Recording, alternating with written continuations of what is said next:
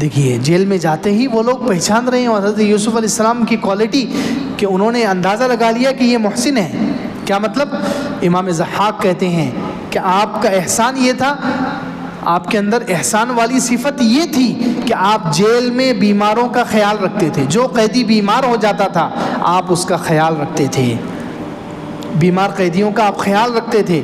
اور جن قیدیوں کے گھر والے جیل سے باہر غریب تھے، پریشان تھے، تو آپ ان کے لیے پیسے جمع کر کے باہر بھیجتے تھے. سبحان اللہ، قیدیوں کی مدد کرتے تھے.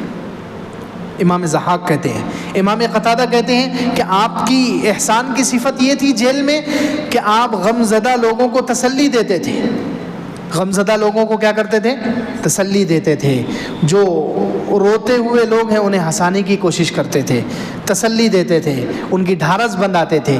امام برہ کہتے ہیں کہ آپ کی صفت احسان یہ تھی کہ آپ جو کئی سالوں سے جیل میں پڑے ہوئے ہیں، مایوس ہو چکے بیچارے، تو حضرت یوسف علیہ السلام ان کی ہمت بڑھاتے تھے، ان کو حوصلہ دیتے تھے، انہیں امید دلاتے تھے کہ انشاءاللہ ایک دن تم باہر نکل جاؤ گے، ہمت مت ہارو، ہمت مت ہارو، اس طریقے سے. اور بعض مفسرین کہتے ہیں کہ آپ ہر ایک کا اکرام کرتے تھے. یہ چار قول ہیں، یہ چار قول ہیں کہ آپ ہر ایک کا اکرام کرتے تھے. تو یہ بہت بڑی صفت ہے، لوگوں کے ساتھ اچھا سلوک کرنا، بیماروں کی مدد کرنا، کمزوروں کی مدد کرنا، غریبوں کی مدد کرنا، غمزدہ لوگوں کو تسلی دینا. اتنا بڑا عمل ہے یہ، غمزدہ لوگوں کی مدد، غریبوں کی مدد، کسی کو کھانا کھلانا، کسی کی مصیبت میں کام آنا، لوگوں کے ساتھ احسان اور اچھا سلوک کرنا، اتنا بڑا عمل ہے یہ. قرآن میں اللہ تعالیٰ نے فرمایا ہے کہ یہ انسان کو آخرت کی گھاٹی سے بالکل جیسے یوں سمجھو چھلانگ لگا کر انسان آخرت کی گھاٹی سے پار ہو جاتا ہے. اللہ اکبر، اتنا بڑا عمل ہے. حالانکہ آخرت کی گھاٹی سے پار ہونا کوئی اتنا آسان نہیں ہے. آسان ہے؟ آخرت کی گھاٹیوں سے بچ کر حساب میں بغیر حساب کتاب کے یا آسان حساب کے ساتھ جنت میں چلا جانا کوئی آسان کام ہے؟ لیکن جو یہ کام کرتا ہے، اللہ تعالیٰ نے قرآن میں 30ویں پارے میں فَلَقْتَحَمَ الْعَقَبَةَ، وہ شخص جو گھاٹی کو چھلانگ لگا کے پار کر لے، آخرت کی گھاٹی بالکل یوں سمجھو اڑ کے چلا جائے، وہ کون ہے؟ فک رقبہ، جو کسی قیدی کو آزاد کرائے، جو قید میں ہے، بلا وجہ جیل میں ہے، ان کو اس سے چھڑانا. او اطعام فی یوم ذی مسغبہ یتیما ذا مقربہ او مسکینا ذا متربہ، کہ کسی قریبی رشتہ دار کو جو مسکین ہے، غریب ہے، اس کو کھانا کھلانا، یا کسی غریب کو مدد کرنا جو بالکل مٹی سے لگ گیا ہو، ایسے مسکین کی مدد کرنا، ایسے قریبی رشتہ دار جو غریب ہے ان کی مدد کرنا. یہ احسان والا عمل ہے، اور یہ ایسا عمل ہے جو انسان کو چھلانگ لگا کے آخرت کی گھاٹی سے پار کرا دیتا ہے. اللہ اکبر. اسی لیے ایک بہت اہم بات سنی ہے، قرآن سے ہی الحمدللہ دلیلیں چل رہی ہے کہ جن لوگوں نے زندگی پر نہ کسی کی مدد کی ہے، نہ کسی غریب کو کھانا کھلایا، نہ چلو خود غریب تھے، خود کسی کو کھانا نہیں کھلاتے تھے، تو دوسروں کی بھی تشکیل نہیں کی، دوسروں کو بھی ابھارا نہیں غریبوں کی مدد کرنے پر، تو اللہ رب العزت نے فرمایا سورہ مدثر میں، کچھ لوگ ہیں ان سے جہنم میں جانے کے بعد وجہ پوچھی جائے گی، ما سلککم فی سقر، تم جہنم میں کیوں پہنچ گئے، کس چیز نے تمہیں پہنچایا؟ تو کیا کہیں گے؟ دو عمل، قالوا لم نک من المصلین، ایک تو ہم نماز نہیں پڑھتے تھے، ایک تو ہم نماز نہیں پڑھتے تھے، دوسرے ولم نک نطعم المسکین، ہم مسکینوں کو، غریبوں کو کھانا نہیں کھلاتے تھے. اللہ اکبر. زندگی پر انہوں نے یہ کام کیا ہی نہیں، خود بھی نہیں کیا، دوسروں کو بھی ابھارا نہیں. کسی غریب کی مدد کرنا، کسی کی مصیبت میں سہارا بننا، کسی انسان کے ساتھ اچھا سلوک، یہ کیا نہیں، تو وہ اس عمل کی وجہ سے جہنم میں چلے گئے. اللہ اکبر. اسی طرح 29ویں پارے میں سورہ حاقہ میں ہے کہ جن لوگوں کا نام عمل بائیں ہاتھ میں دیا جائے گا، اللہ تعالیٰ نے ان کے بارے میں فرمایا کہ اللہ تعالیٰ فرشتوں کو حکم دیں گے ان کو پکڑو، خذوہ فغلوہ، پکڑو ان کو، جکڑو، زنجیروں میں باندھو. کیوں؟ انہ کان لا یؤمن باللہ العظیم، یہ اللہ پر ایمان نہیں رکھتے تھے. اور دوسرے ولا یحض علی طعام المسکین، غریبوں کو خود بھی نہیں کھلایا کبھی اور دوسروں کو ابھارتے بھی نہیں تھے، ترغیب بھی، تشکیل بھی نہیں کرتے تھے دوسروں کی. اس لیے فلیس لہ اليوم ہاہنا حمیم، آج ان کا کوئی دوست نہیں ہے، اور آج ان کو کڑوا اور خطرناک کھانا، غسلین کا کھانا دیا جائے گا. اللہ اکبر.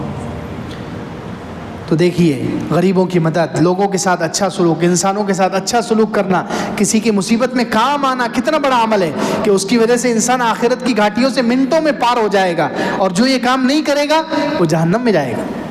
اسی لیے ایک عجیب حدیث ہے، طبرانی میں ہے، معجم اوسط، معجم صغیر میں ہے، اور اس کی سند حسن ہے، صحیح روایت ہے۔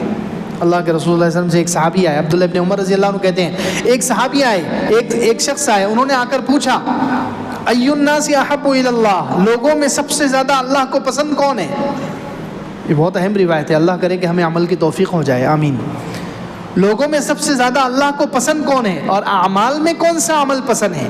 یہ دو سوال کیے انہوں نے، لوگوں میں سب سے زیادہ پسند کون، اور اعمال میں سب سے اچھا عمل، پسندیدہ عمل اللہ کے نزدیک کیا ہے؟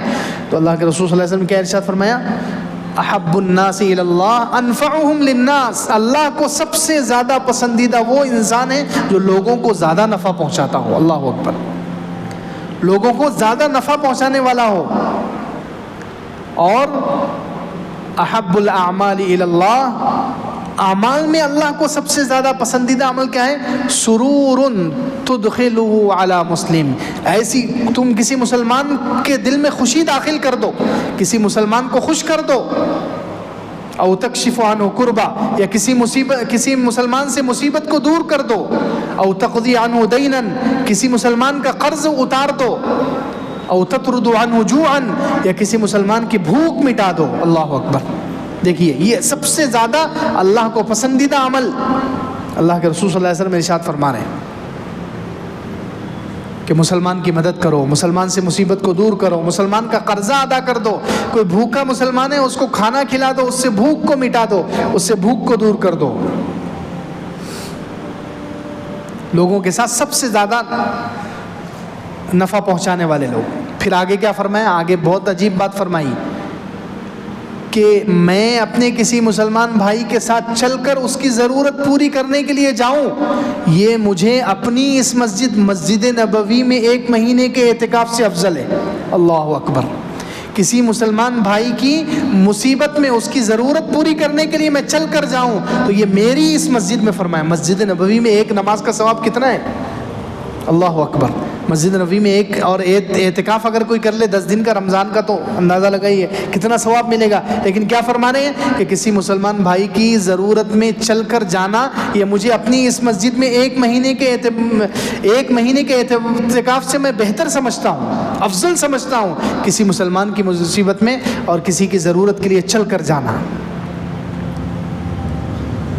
اور اگر کوئی شخص کسی مسلمان کی مصیبت میں چل کر جاتا ہے اور اس سے اس مصیبت کو دور کرتا ہے، اس کی اس حاجت کو پوری کرنے تک اس کے ساتھ ہے، کوئی شخص کسی مسلمان کی ضرورت پوری کرنے کے لیے اس کے ساتھ گیا اور اس کے حاجت پوری ہونے تک رہا تو اللہ کے رسول صلی اللہ علیہ وسلم نے ارشاد فرمایا کہ اللہ تعالیٰ اس کو پل صراط پر ثابت قدم رکھیں گے، اللہ اکبر۔